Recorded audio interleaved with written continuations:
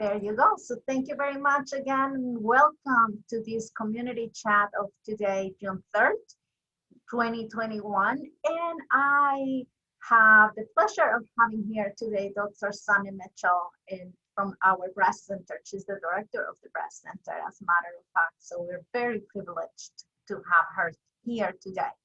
So usually our chats go for an hour long, but today, due to Dr. Mitchell's job and everything that she has to do, we're going to cut it a little short. So we're going to go fast through different questions. So I really, really hope that if our participants have questions, please send them as soon as possible before she has to go. So Dr. Mitchell, thank you for being here. The topic of the day is obviously the genetic testing for breast cancer. We hear about that a lot, especially like in Facebook, with like many celebrities doing that and all of that, but we don't really have firsthand information from an expert about what it is. So let's start talking a little bit about your role in the breast center and what's the breast center. What can you tell us? Thank you. Well, thank you for having me. It's an absolute pleasure to be here. My role in the breast center, I am a breast surgeon. I am the medical director of the breast center here at Montefiore Nyack Hospital, as well as the director of breast surgery. Here at the breast center, we have mammograms, so breast imaging. All women's breast imaging for breasts can be accomplished or done here. We have 3D mammogram, which is spectacular. We use it for both screening and diagnostic imaging appointments. We also have breast ultrasound. We offer breast MRI as well. Of course, we have our breast surgeons here in the office as well, seeing patients, so it's quite convenient. We do also offer, we used to do a multidisciplinary appointment for patients, individuals who had a new diagnosis of breast cancer, to meet with the surgeon, the medical oncologist, the radiation oncologist all at once. Over the past year, that option has transitioned into an option for a virtual meeting with all of those components at once, which is really lovely and something, to take advantage of. We have great genetic counselors and a team here at Montefiore Nyack Hospital. We also have access to the amazing team at Montefiore itself. So we, just based off of demand and the desire to offer our entire community really timely appointments and great and easy access. We have multiple options for genetic testing and genetic counseling. And how do we determine risk for breast cancer? That's a really good question. So one thing to keep in mind is the general risk for breast cancer for the average person is anywhere in between 8 and 12% over their lifetime, which is actually which can vary depending upon your own personal risk factor. So very common questions that a primary care physician or a gynecologist or a breast surgeon will ask someone to try to figure out what their risk is they might ask, do you have a family history of breast cancer? Do you have anyone in your family who has tested positive for any of the genes that are known to be associated with an increased risk of breast cancer? Do you have a personal history of breast cancer? Do you have a personal history of breast biopsies that demonstrated some form of atypia, like an atypical ductal hyperplasia or ADH, or even something in LCIS, which is lobular carcinoma in situ? Have you had radiation treatment to this area at all for other things, for other medical reasons?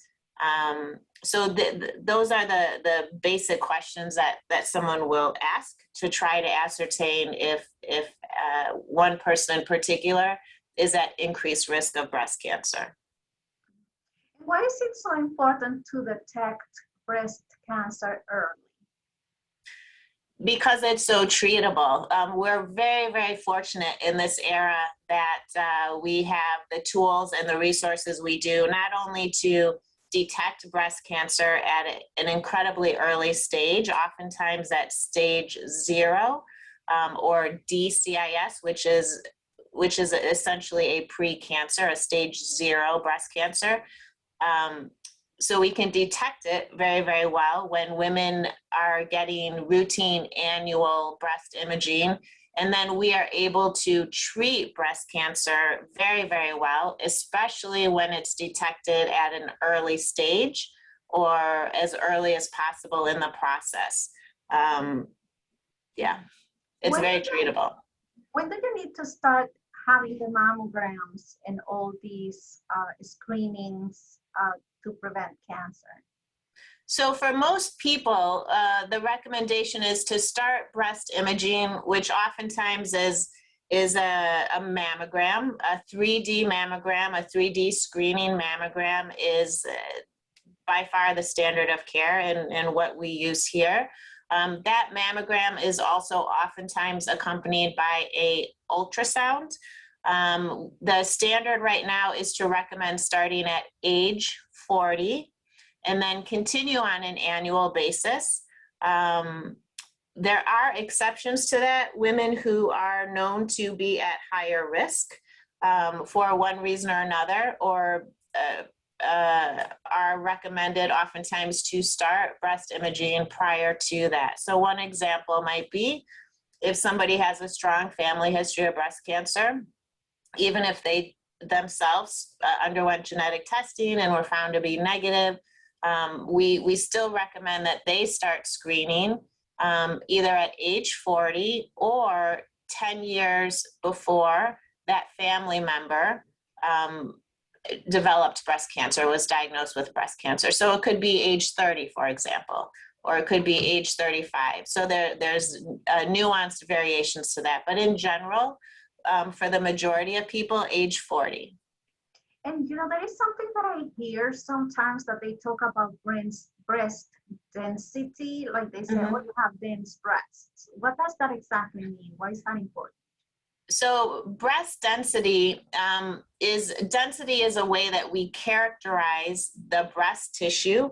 We might characterize it, or the radiologist might characterize it with certain descriptor, certain words, adjectives like fatty or fatty replaced or dense or scattered. All of those words are normal descriptors of breast tissue. So oftentimes women will see on their mammogram report that they have what's considered dense breasts.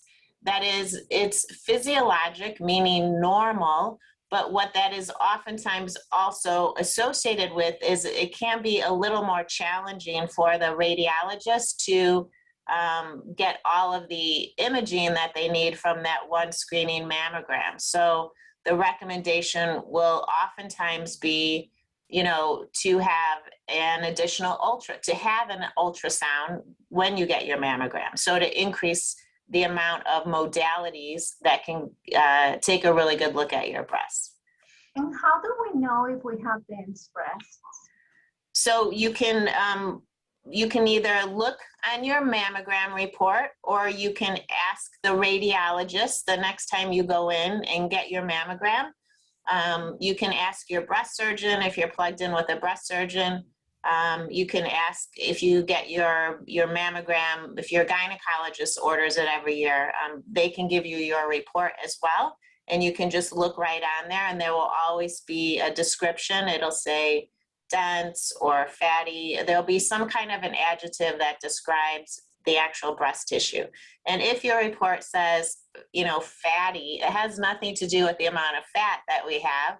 It's just the way the breasts are. That's it. Is the cancer risk assessment different than the mammogram?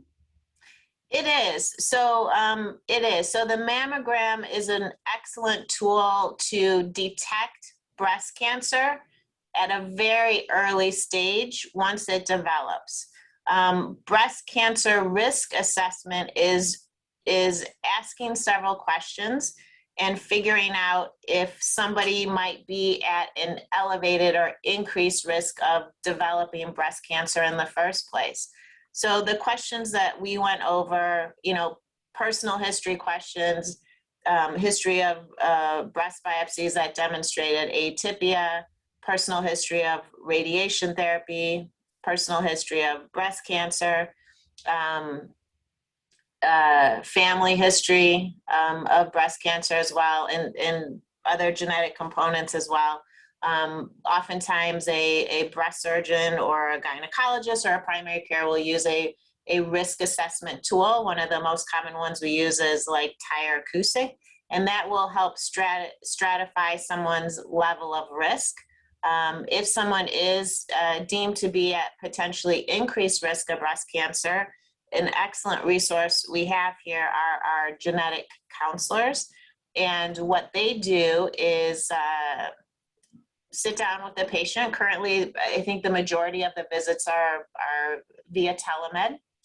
So they'll have a conversation with the individual who is interested in genetic counseling, and they'll ask a series of questions, and they'll figure out if genetic testing would actually be of benefit to that person, and does it seem like they might have a high enough risk where genetic testing makes sense. So then after that interview or discussion, that decision would be made, and someone would have either a little bit of blood drawn, or they might be asked to spit into a cup, and then that sample gets sent to for assessment, and the results usually take several weeks to come back, and that information could let us know, just is someone, a lot of people have probably heard the term BRCA positive or BRCA, which is a very well-known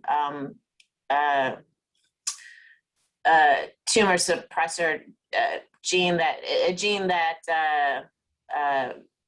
is correlated with increased risk of breast and ovarian and some other cancers, but breast is specifically what we're interested in here. So it's a very simple, easy process to go through, and very doable. And our genetic counselors are really, really good at what they do. And everyone feels very, very comfortable in that situation. And who is eligible to have this testing done? So you can actually call our main number and make an appointment for one of our genetic counselors. If you, for example, know that you're at higher risk already, so that would be someone who maybe has a family member who is a known gene that's associated with increased risk of breast cancer, like BRCA, for example. Or if you have family members who are who have had breast cancer. So probably the best way to get started for the majority of people is to talk to your primary care physician, talk to your gynecologist. You can call here directly and make an appointment with one of our breast surgeons for an assessment for risk as well. And then they can refer you to our genetic counselors here. Why is it important to know, let's say you BRCA status, if just call it anyhow? So that's a really good question. So we like to look at it in that information is powerful. So if you know that you have a gene that increases your risk of breast cancer to, let's say, 70 or 72%, and it increases your risk of ovarian cancer, to like 20 or 45%, then that might be information that you as an individual would like to know. Why? Because there are measures that can be undertaken to help reduce your risk of getting breast cancer. or ovarian cancer, or the other cancers that are associated with that. So keep in mind though, even if you are BRCA positive or BRCA positive, it's not correlated to 100% risk of breast cancer. So it doesn't mean that you will definitely get breast cancer or ovarian cancer, but what we do know is it puts your risk of either breast or ovarian cancer or some other cancers much higher than the average population if you know, for people who don't have those genetic markers. And what's the youngest age at which you could have that genetic testing done? So this type of genetic testing is the standard of care, and the thought process is at an age when an individual is mature enough to have that conversation and to hear those results. And then also they need to be willing to do it. So, you know, sometimes we will meet young people in their late teens, you know, 18, 19. Oftentimes we will meet people in their early 20s, sometimes in their early 30s, going all the way up. Periodically, individuals will come in their 17, 18, 19, and we'll just have a brief conversation, and then they may decide, you know what, I would like to go ahead and meet with a genetic counselor and have genetic testing.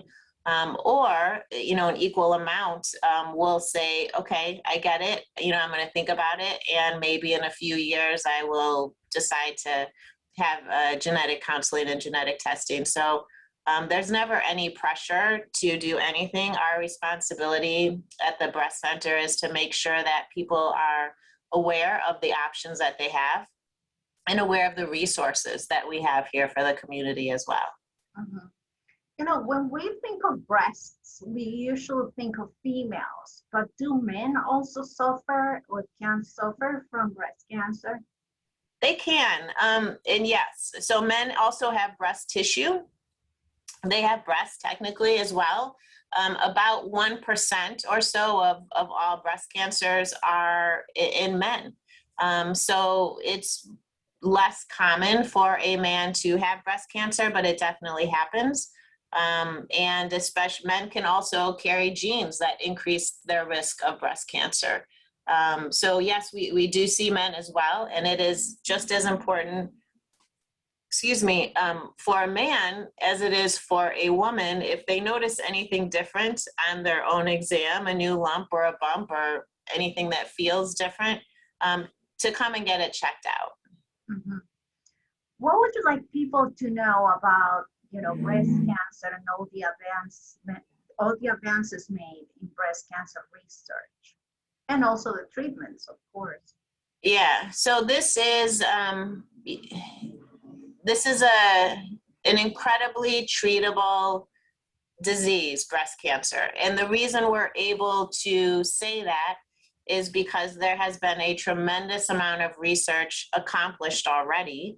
There's a tremendous amount of research going on continuously. And because of that, I am able to tell you, and purely the facts are that breast cancer, for the most part, especially at early stages, is incredibly treatable. So we are able to, our medical oncologists oftentimes are able to end up treating a patient with less medication or less chemotherapy than we used to think was necessary.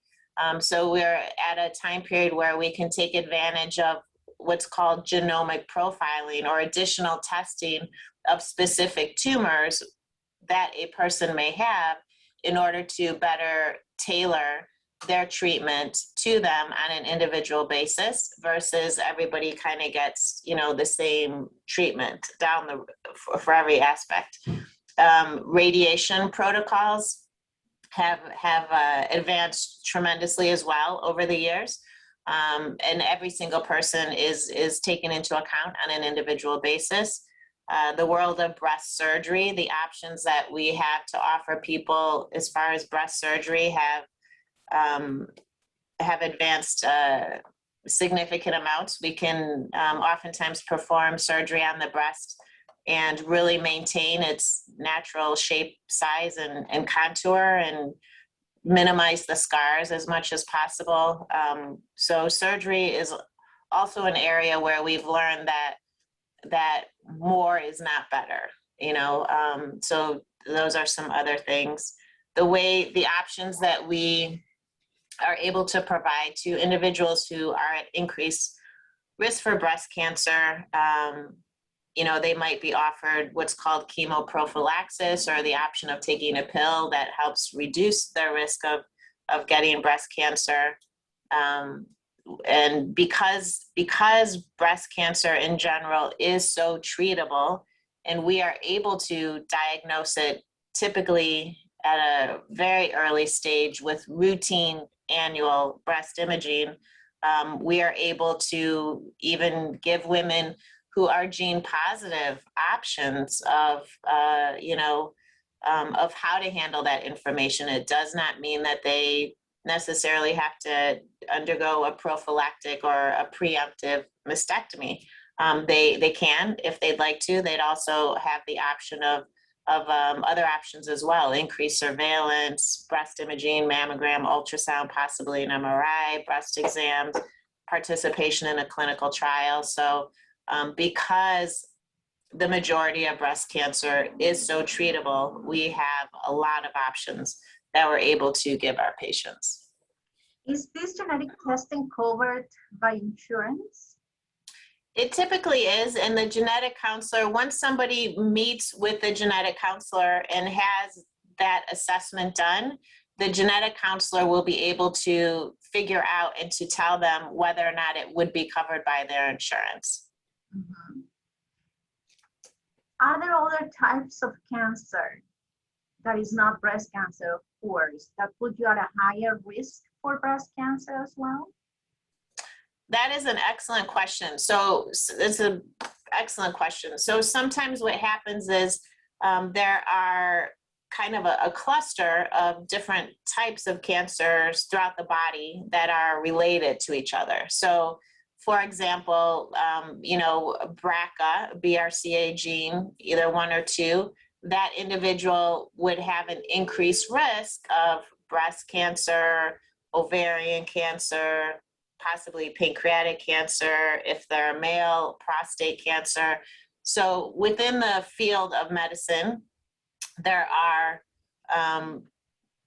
a variety of scenarios where someone may have an increased risk of cancer in multiple body parts because of an exposure or because of a genetic propensity. It's a very good question. Mm-hmm. Okay.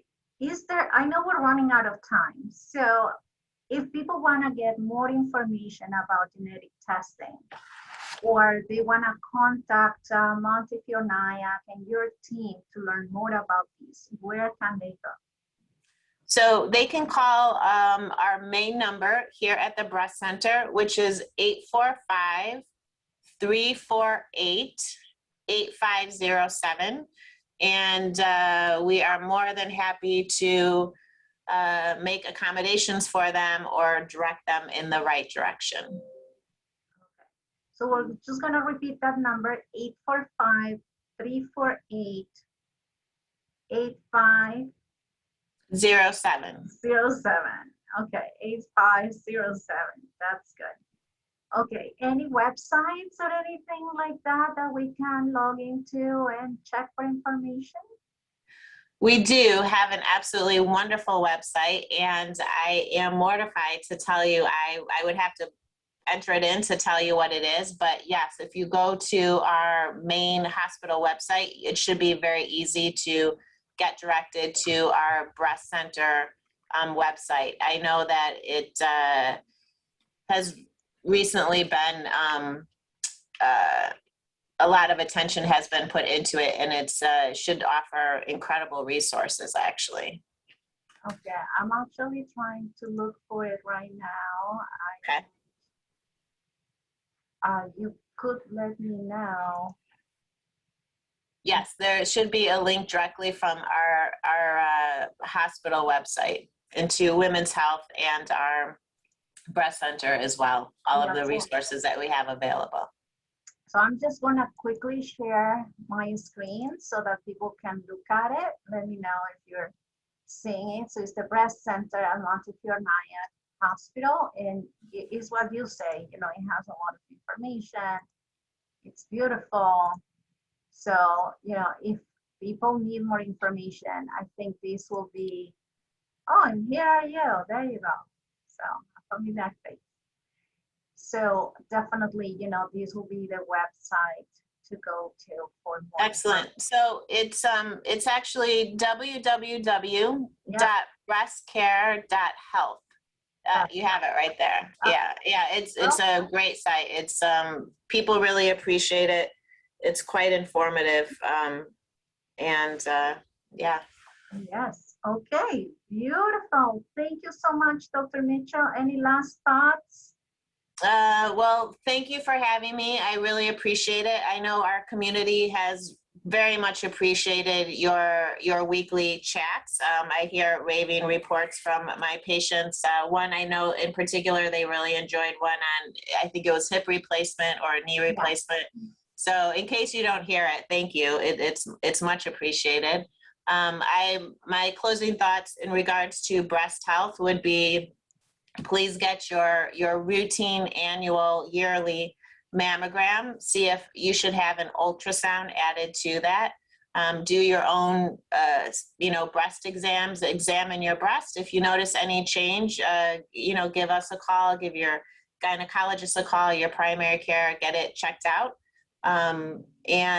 We have an incredible team of genetic counselors who are able to provide genetic testing, genetic assessment, and genetic testing. And we go out of our way to really provide a convenient, efficient, warm experience for our community. So thank you very much. Thank you, Dr. Mitchell, and thank you for welcoming us into your office today, because it's really beautiful. It is beautiful, yeah. Today. And for our participants, just to let you know, next week, we're going to continue with the cancer topic, because we're going to be talking about the importance of screening in times of COVID and what measures are hospitals taking to make sure that everybody can get their screenings and be safe of COVID, because there is a lot of people that are scared of coming to the hospital, and we, including myself, are not doing what we need to do to take care of our good health. So thank you so much, Dr. Mitchell. Thank you to all of our participants, and I will see you next week. Thank you.